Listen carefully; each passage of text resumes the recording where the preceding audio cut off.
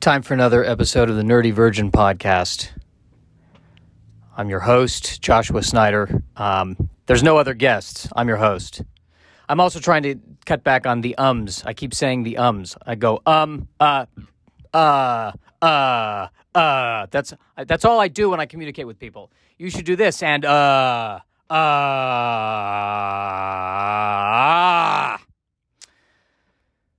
Trying to be more accurate in my communication. Well, today I'm feeling awful today.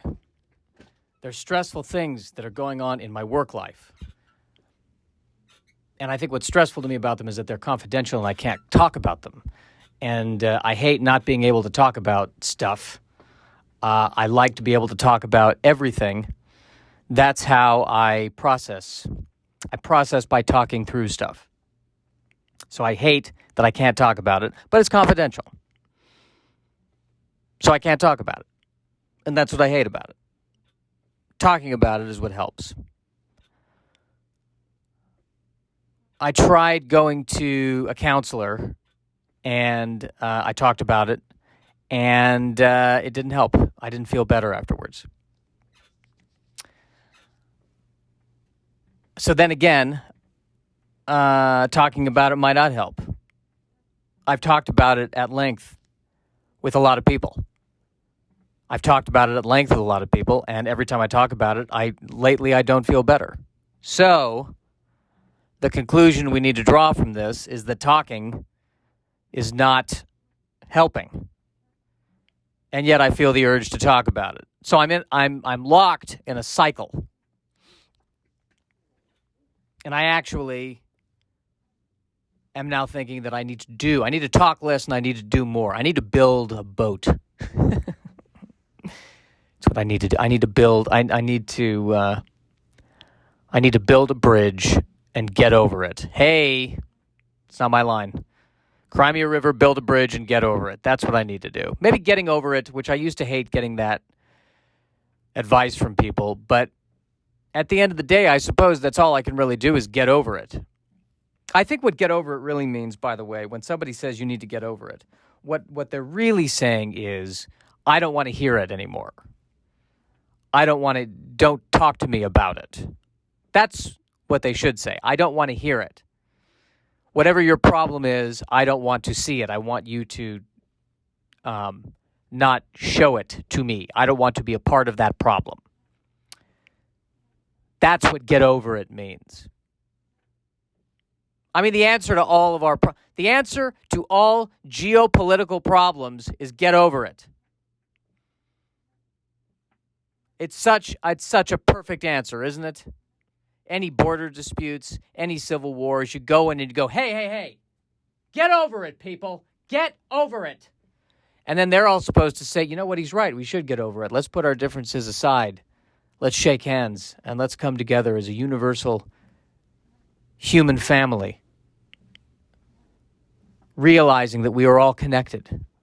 And to quote from a song that I sang in an elementary school choir, we are all one people under the sun, different and unique, each and every one. Yes, people are different and unique, but are they different and unique enough?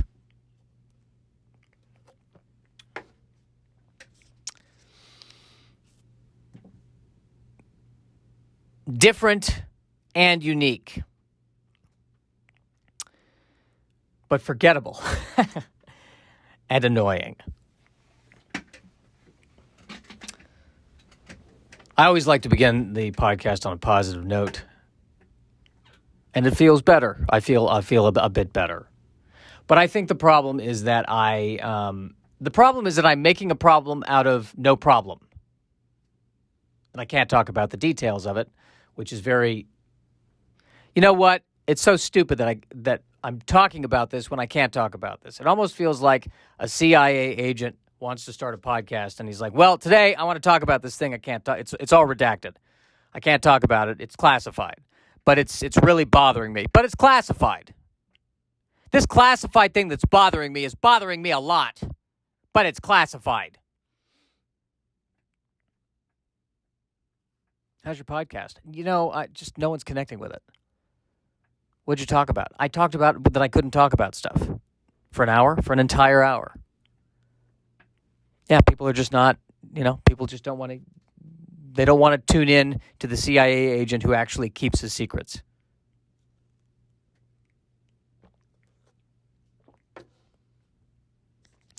None of these secrets are even that big of a deal. These are works. I work at a comedy club. It's fine.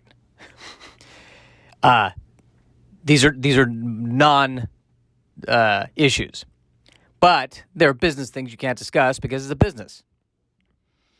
So I can't discuss them. But if I were to discuss them, you'd go, "Oh God, that's really not that big of a deal." But that's my whole life. I get obsessed and upset over things that are ultimately not a big deal, and I can't let them go. And I drive myself insane because I keep worrying about things that never happen. Meanwhile, bad things do happen that I'm not worried about, and it's a constant cycle. Which is probably just all the realization that I'm lonely. And I probably should be socializing more with people, but I don't want to. I think deep down I do want to. You know what it is? It's I don't want to have a relationship with more people. I want to have deeper relationships with one or some people. That's all that I think is more what I would be interested in. But there's just nobody in my life who I feel like I can have that with. And this is where I feel like a therapist number 4 would say, you can have a relationship with anybody. You can have a relationship with anybody. There's no such thing as a one true love. There's no such thing as a soulmate. You can have a relationship with anybody. I believe that is true. I can have a terrible relationship with anybody. That's the word that was missing from a sentence. Terrible.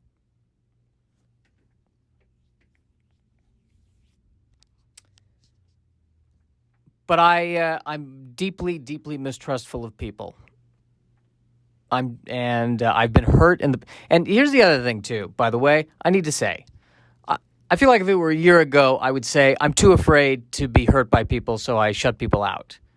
But too afraid, I'm learning, is an excuse. Fear, I keep using fear as an excuse. The fact is, I choose not to be in any relationships right now. I am making that choice, and I have to take responsibility for making that choice instead of feigning that I'm not in control. And this goes back to the Alcoholics Anonymous stuff. There's what I can control and what I can't control. And I'm worrying about the things I can't control, and I'm ascribing things. I am saying that they're out there. They're things that I can't control, and in actuality, I can, or I can at least take steps that I'm not taking. So the fact of the matter is, yes, I choose not to be in a relationship right now, and I have a very angry and negative attitude towards people in general. I feel like people cannot be trusted. People are no good. People are liars.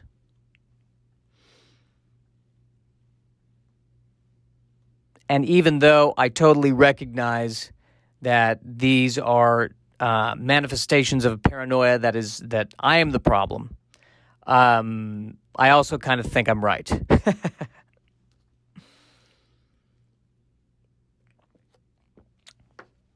I'm getting tired of people. I really, really don't like people. And it's why I don't want to have guests on this podcast.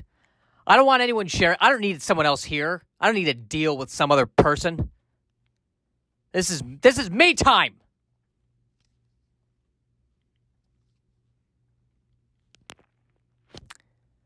Dealing with people. Isn't that fun? That's not fair. What I'm doing there is I'm taking, just the negative things that happen and then applying it to all people and saying all people are like that, and that's not fair. But it feels great. Can I just say that? I recognize that this is a woefully woefully unhealthy attitude for me to have, to not trust anybody and to say that all people are no good. I totally get that is an unhealthy thing. I get it. But it feels so good. It feels so good to be in this place on some levels. On a deeper level, of course, my heart is breaking because I'm alone and I have totally isolated myself from everyone around me emotionally. Totally, actually, now that I think about it. I think I've gotten very good at pretending that I can be with other people. But when I'm with other people, I'm pretending I'm with them. I'm not really with them. And I think it's because I have been hurt and I just don't want to be hurt anymore. So I put on a show. But I take responsibility for putting on the show. And the other thing I'm learning about putting on the show is that it only leads to more pain because people are reacting to the show I put on, not to me. And they start acting accordingly. So I fully see that I'm the cause of my own pain and suffering. I fully see that. And I don't blame anybody but myself for that. Intellectually. Emotionally, I still would like to blame everyone around me. I feel like I'm 39, I'm going to be 40 in a few months, assuming I don't get hit by an asteroid. When I turn 40, they'll be responsible. Can I just be an irresponsible person who blames everybody else for like 6 more months? Is that fair? Can I do that? Is that a thing? Am I allowed to do that, people? Am I right, people? People, am I right? Am I right, people? My diet has been consistently bad. I mean, I did have a vegan gyro sandwich, which tasted delicious yesterday, and some sushi, which I don't think is too bad. High mercury content, though, probably. High mercury content. Who knows what pesticides are they spraying on the lettuce now? I'm surprised the coronavirus hasn't been killed by our diet. Entering the body going, my God, look at all this cholesterol. We're going to jump to another species.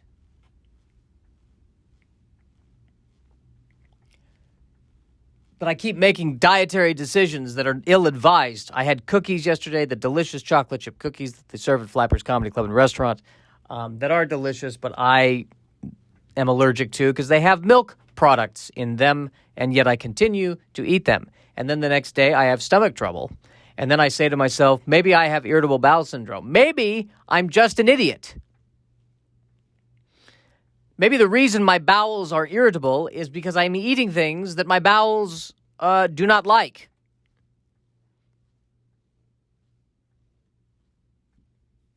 Has that crossed my mind? Has that crossed my mind? Yes, it has crossed my mind. I've also discussed it on this podcast before. I told another comedian that I do this podcast. I just talked to myself for an hour, and he was like, an hour? That's amazing. And I think by amazing, he means you're going down the wrong path. So I am. Perhaps I am. And you know what? Maybe I am going, but maybe I'm, maybe I'm not going down the wrong path. Well, at the very least, I think this helps me write. I have to get my words out somewhere, and I don't want to pay someone to do it. That would be therapy. And I'm tired of talking to other people. Like I keep saying, because I'm tired of what their opinion is, because I don't want to hear their opinion, which is really closed-minded of me, I know. And there's a lot of people out there who probably could give me really good advice. I just don't want to hear it. Not to say that I know everything and that I've heard everything. I don't say that at all. I am acknowledging that I am in a bad emotional and mental place right now. And the one thing I'm told to do is not isolate. Don't isolate. That's what they say. Don't isolate. Well, I'm sick of people. I'm sick of dealing with people. I'm sick of it. But again, I just answered my own. I just gave myself the key to the issue, which is I think the reason why I'm sick of dealing with people is because I am dealing with them instead of just being direct with them and honest. And the more honest and direct with them, the better it goes. And the conversations don't last as long usually. But I talk to people all day, and I'm tired of it. I'm also tired of are you an introvert or are you an extrovert? Are you an introvert or are you an extrovert? I don't know. Is that even a thing? 60,000 years ago, a guy with a spear hunting a buffalo. Is he stopping and going, geez, I think I'd feel better if I didn't have to talk to people? I wonder, are we creating the concept of an introvert and an extrovert out of nothing? And if we never even thought of it, would it even be a thing?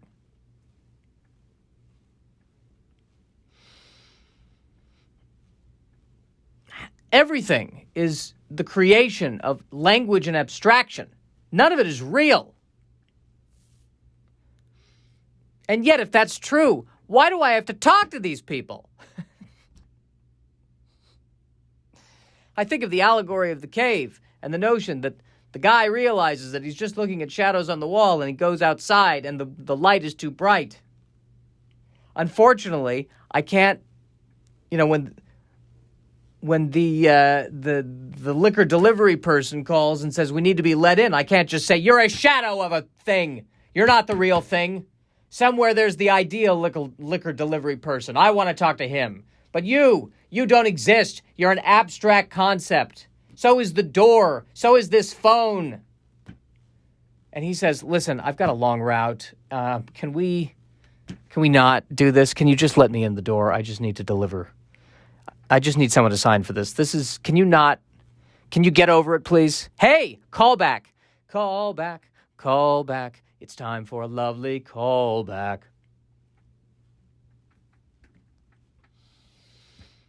That felt good. See, talking. The thing about talking is that it is a physical action. I'm causing my vocal cords to emanate vibrations, which in turn bounce off of things. It is a physical process.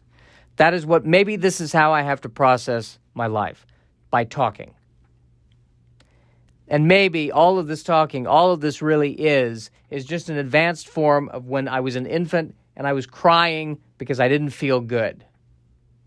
So instead of crying indiscriminately, I form it into words. I record those words. I put those words out there in an attempt to monetize my neuroses, which is the whole reason I am here. Listen, some people, they strike oil, they monetize the oil. Some people, they strike gold, they monetize the gold. I have struck neuroses. It is a neuroses rush, and I am attempting to monetize it. That is all this is. That is all this is. I'm hoping that there's at least 1 million people out there who say to themselves, you know what I need more of? Neuroses. I gotta listen to what he's going to say next.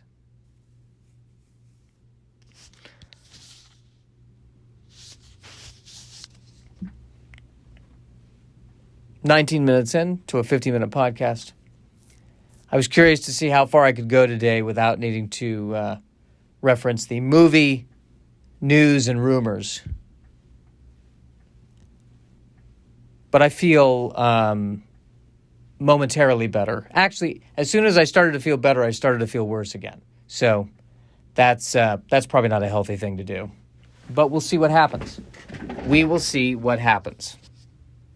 People pleasing. It's a killer. I'm tired of it. I am super tired of it. Okay, what's happening? Movie news? Should we do some movie news? Let's do some movie news. Lovecraft County will not return. Oh, the show that got great reviews? Yeah, despite scoring rave reviews last year, HBO has revealed in a statement that Lovecraft Country will not be returning for a second season. Did I say Lovecraft Country? I think I initially said Lovecraft County, which is not what the show is called. It's called Lovecraft Country, as opposed to Lovecraft Municipality, which does not have the same ring to it. Blending horror, period drama, historical figures, fantasy, sci-fi, and social commentary. Oh, great. This sounds great. This 10-episode series. Wow.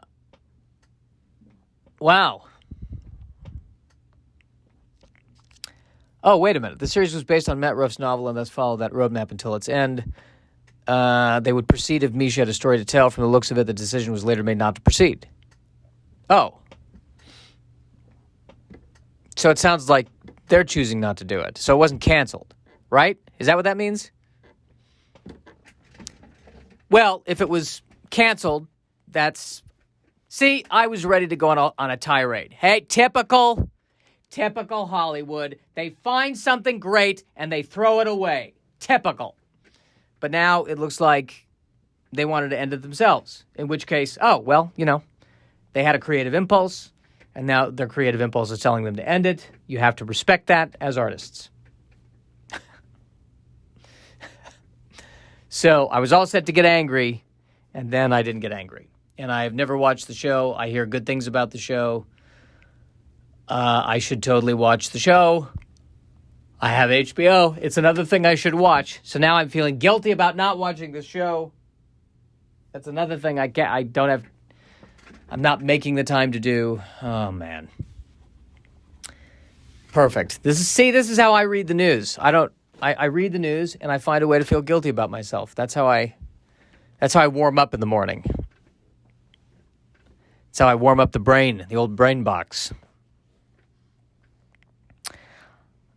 I mean, there's a picture of the two characters and then what appears to be a giant squid, or the tentacles of some kind of giant squid-like creature. Could be the Cthulhu, because Lovecraft involves the Cthulhu, right? He was the one who created the Cthulhu,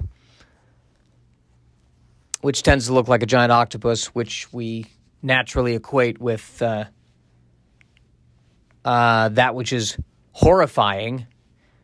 And yet, if anybody watched My Octopus Teacher, that was one thing I did actually manage to watch, we discovered that the octopus is actually a highly intelligent creature with thoughts and feelings and emotions. Another innocent victim of the human race destroying the environment. Highly intelligent, the octopus.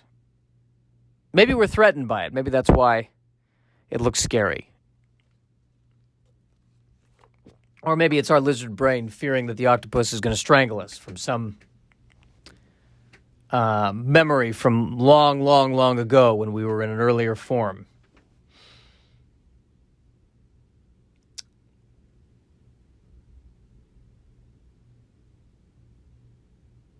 Sorry, I'm just taking a moment to contemplate the octopus. To contemplate the octopus, which would probably have, by now, if the octopus had been doing a podcast by now, its follower count would be way higher. Because it probably would have had guests. It would have prepared before it did the podcast instead of just talking into a phone, not even using quality equipment. My Octopus Podcast, that would be a successful podcast right there.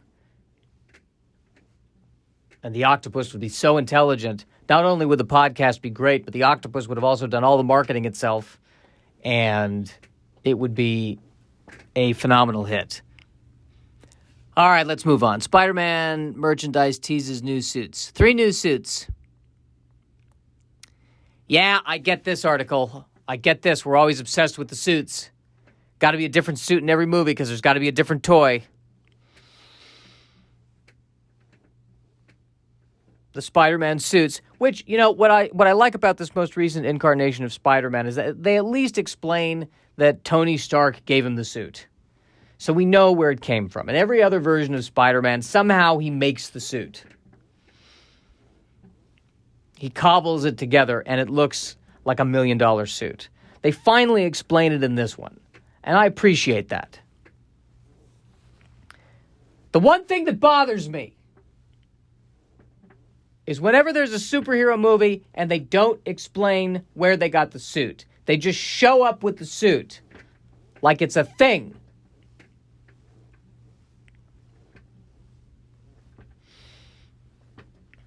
And that was the one issue. One of many issues. That was the one unrealistic thing that bothered me the most about the Spider-Man movies. Those initial Sam Raimi movies. Where did he get the suit? You can't just go from a picture of him drawing the suit to having the suit.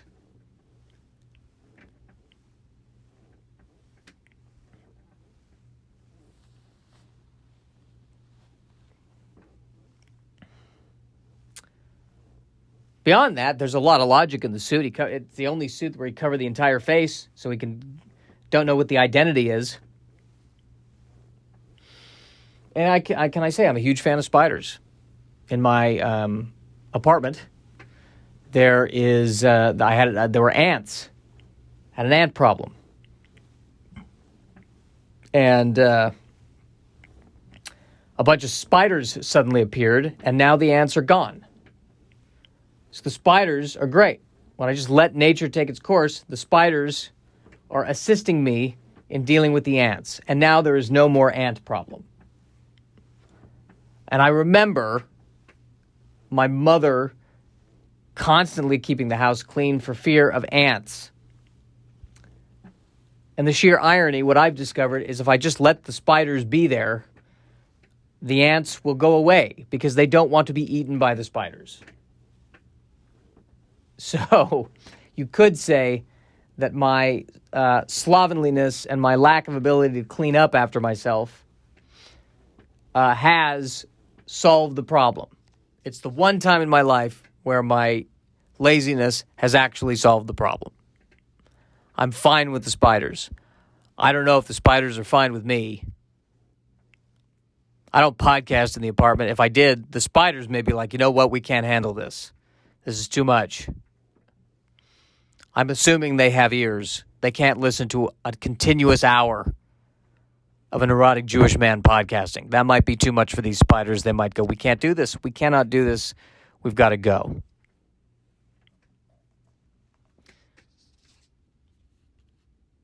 Spider-Man has consistently not been my favorite hero. I have a tremendous amount of respect for Spider-Man as a character, but it's just, I will never love Spider-Man as much as I love Batman. Spider-Man, as neurotic and messed up as Spider-Man is, I still think that he's, you know what it is? I'm neurotic, Spider-Man's neurotic. Batman is neurotic, but I feel like he channels it in a way that is, I wish I could channel it that way. Into the whole not complaining and being, gay Spider-Man.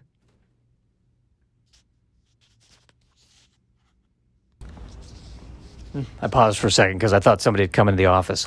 Like I said, I can only podcast alone. Oh, you know what? That's not true. If there were spiders in the office with me, I could podcast with the spiders. I don't mind the spiders. I don't feel the same amount of judgment from the spiders that I feel from other people, which is a fallacy because the spiders may be more judgmental than people. For all I know, we don't know what goes on in the mind of the spiders. The spider could be looking at me going, he's got to get his wardrobe figured out. Why won't he do that? Why doesn't he understand that people pay attention to wardrobe? Why doesn't he get that?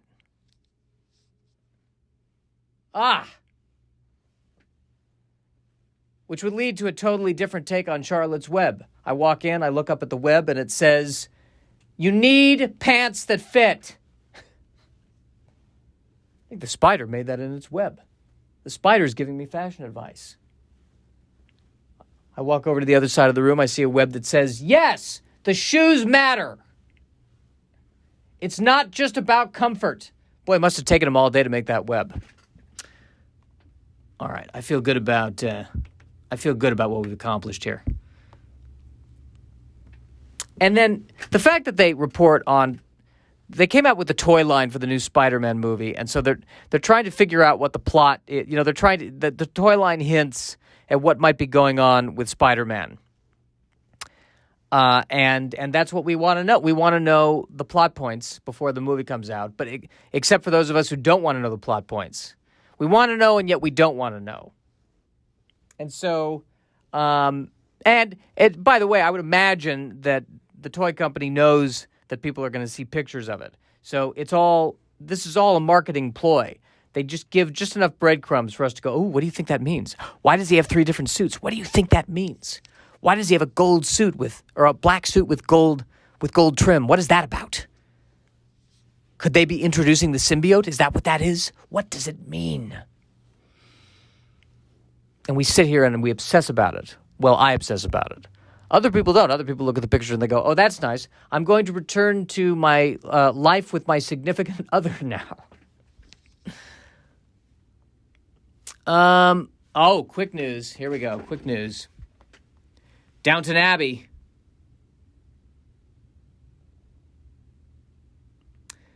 Another Downton Abbey movie, which was a series, and then they came out with a movie, and now they're going to do another movie. Or they did another movie.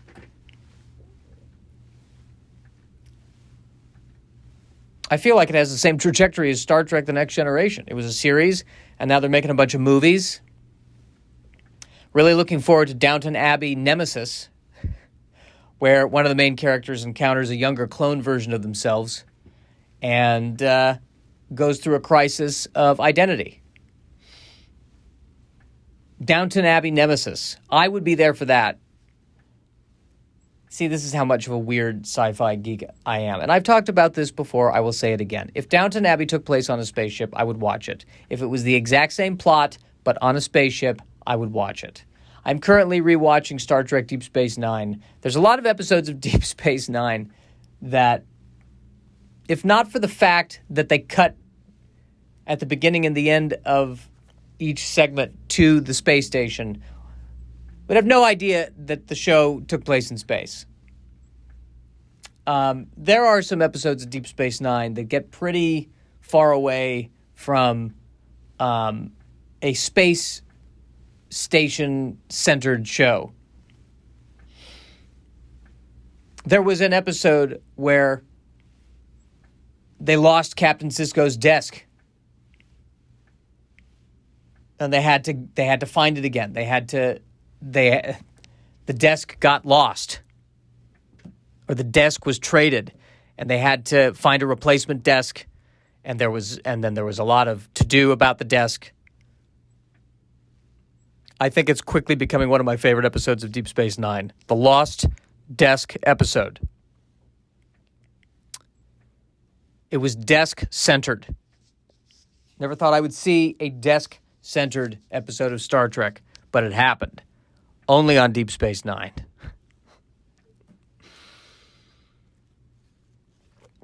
On today's episode of Star Trek Deep Space Nine, the wainscoting is a little off, and they hire a contractor to fix it, and the contractor kind of doesn't do a very good job. And there's some back and forth. They try to be polite about it. They hire another contractor. He does better. They go, this is the contractor we got to remember. Remember the phone number for this contractor. And they lose the phone number.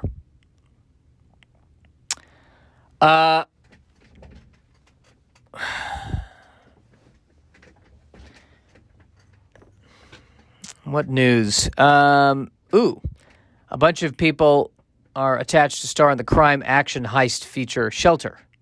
The story follows the head of a secret organization who assembles a crew to steal back artwork. Wait a minute. The story follows the head of a secret organization who assembles a crew to steal back artwork from a neo-Nazi billionaire oligarch who plundered it during World War II. Neo-Nazi billionaire oligarch. Boy, they're just covering every single possible bad thing that this person, neo-Nazi billionaire oligarch, cyborg. They're covering this guy is just bad on all levels. Bad to the nth degree. This guy.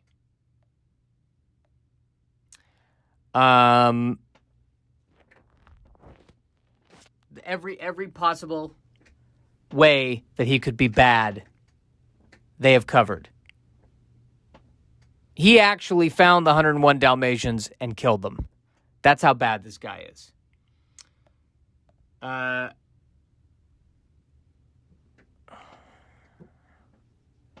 New featurette for Top Gun Maverick. A camera extension system that enabled the director and the cinematographer to put 6 cameras in an F-18 Super Hornet fighter jet along Tom Cruise.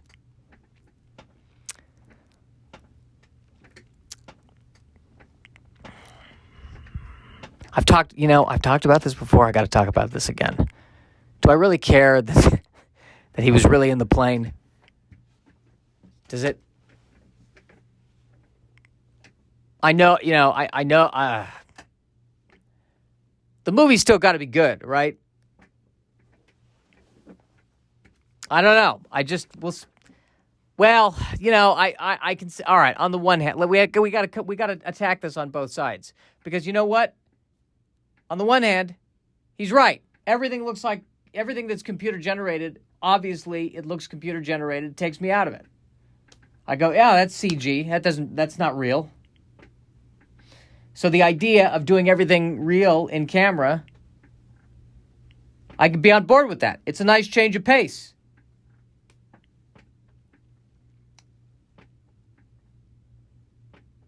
So I get that on the one hand. But on the other hand, how real? He's going to launch himself into space. He is going to launch himself into space. That's how real he's got to get.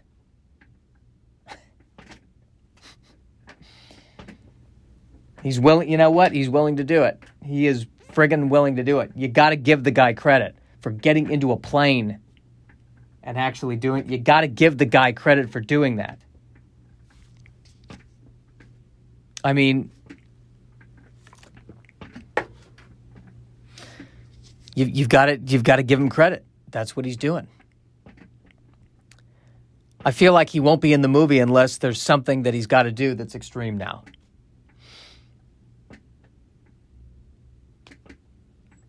Mr. Cruz, we would like you to be in Little House on the Prairie. We're doing a new version of it. Is there a scene where you strap someone to a missile and it launches? No, this is a period piece that takes place in the 1800s. All right, it's a steampunk missile. Okay, Mr. Cruz, we can't. I don't think that makes sense. No missile, no movie. No missile, no movie. Can I just say, if there was a version of Little House of the Prairie that somehow featured Tom Cruise strapped to a real missile that was dolled up to look like an 18th or 19th century steampunk missile, I would go see that. Frankly, that would be the first version of Little House on the Prairie that I would watch.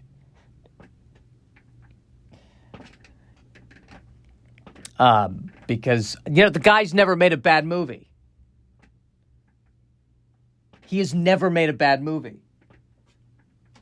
I think even the ones that are not necessarily the financial hits, I haven't seen all of them, but I think even like Vanilla Sky, which was more of a kind of for him an art movie, it was a good movie. He's never made a bad movie. Do you know how hard it is to never make a bad movie? Those guys, I mean,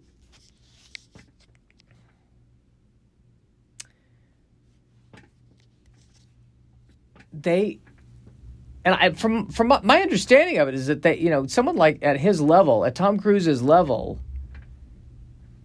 is working very intently with the director, with the writers. They really think through it. I mean, he's not just, showing up, learning saying the lines. Like, he's got, I think, a heavy hand in how the whole thing's developed and the story and all that jazz. I think he was the one who, when they came up with the first Top Gun, who said, no, this has got to be a drama. This isn't an action movie. Or it's a drama with action elements.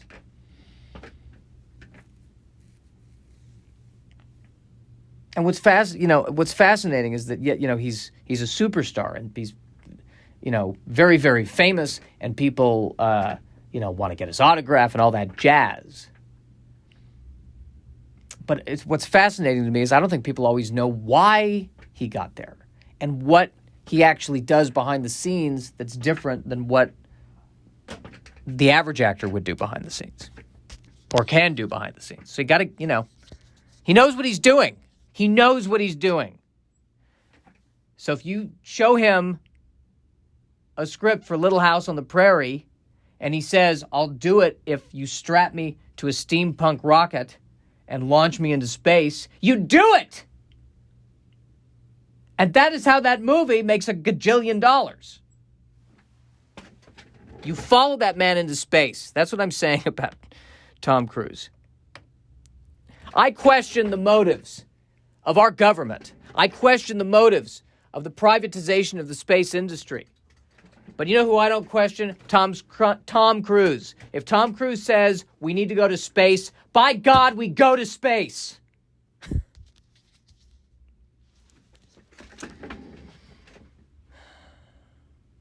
All right, let's go. Who's next? Oh, this new He-Man cartoon coming out that I think Kevin Smith is handling. I keep watching the trailers for it. And it's fascinating watching this because the character designs are based on the original He-Man cartoon from the 80s, but the animation is updated and it's much more sophisticated in terms of the writing. But I think the notion is that it is in that same universe and it's a continuation, which is cool. And I have, nothing but cool things to say about it. There's a clip of, all right, here's, I'm looking at a picture of He-Man in this new incarnation.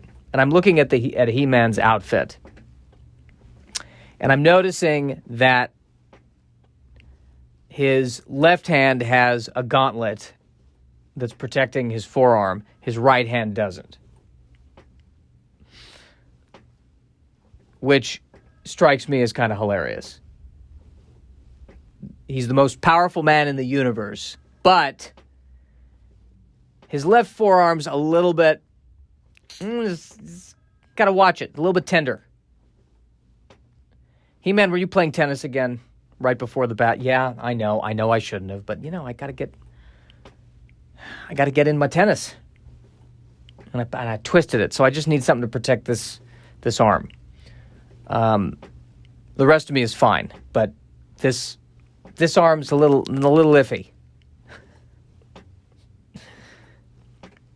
You sure you don't want a gauntlet on both hands? No, just the left is fine. The right one, I just need my little wristband, my Fitbit on the right one. Just make sure I'm getting all my steps in.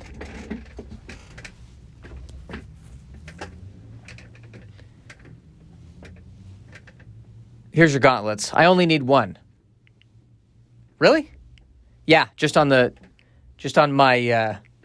pulverizing arm. Other arm is fine. All right. And he has how do I describe the pants that he's? Well, it's not it's a loincloth. It's a metal belt with what appears to be fur, like a fur loincloth.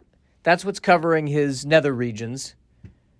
But when I think he holds up the sword and he says, "By the power of Grayskull, I have the power," and then this outfit emerges. So it's magical. So it's a magical loincloth. It's a magical fur loincloth. What magical beast was skinned for him to create this loincloth? It's magic fur. So was the beast even skinned, or does it even exist? If the magic can create any outfit that he wears, he is choosing to wear a fur loincloth. Actually, it's great because no animal was probably harmed in the making of it. Knowing He-Man, it's fake fur. It is a magic fake fur loincloth.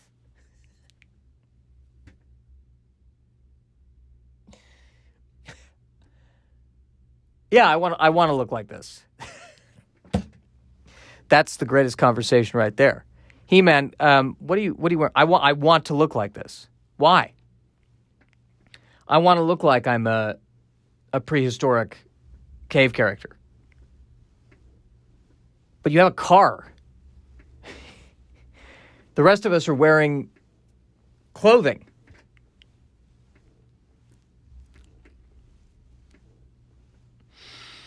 He could wear anything. He could wear a jean jacket. He could wear an 80s jean jacket. He visited Earth in the movie. He's seen the 80s. How can you see the 80s and go back to the loincloth? The fake fur loincloth, by the way. That's my favorite aspect. Somebody could go up to him and go, fur is murder. No, it's fake fur. I didn't actually kill the bear.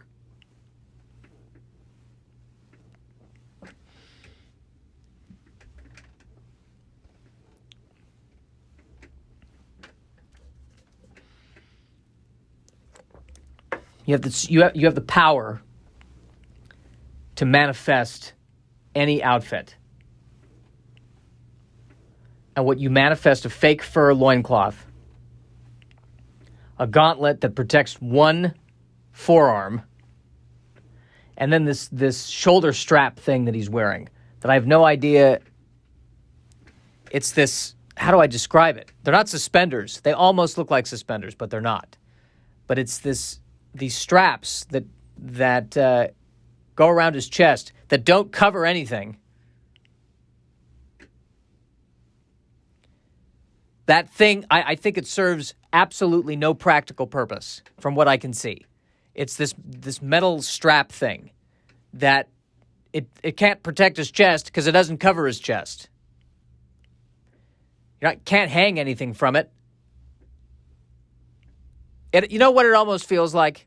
It feels like this is what it feels like to me. It feels like He-Man is saying to himself, well, I can't go 100% topless because that would be I'm a little bit too modest for that. But at the same time, I don't want to wear a shirt. So I'm going to put on the straps of a backpack without the backpack.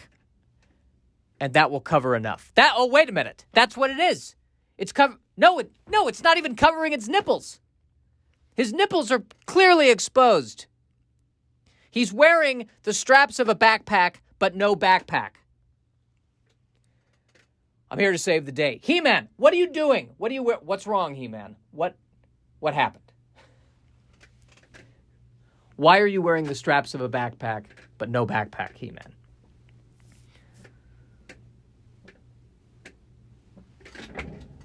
But yeah, it feels like he wants to be just a little bit. He's just a little bit immodest. A little bit immodest. Yeah, I need to wear something on my top. How about a tank top? No, that's too much fabric. All right, how about the straps of a backpack, but not the backpack? Yeah, I like that. But do you want the backpack? No. Take the backpack off. Just the straps. Good. Now I look like I know what I'm doing. No, you don't. You look like you don't know what you're doing. You look like, from the waist down, you look like a barbarian. And from the waist up, you look like you're trying to go for an 80s cyber metal rock thing. That's what he looks like. That's what this is. He-Man said, I need to wear an outfit. And I think he saw Alice Cooper in concert and went, that's it. That's it.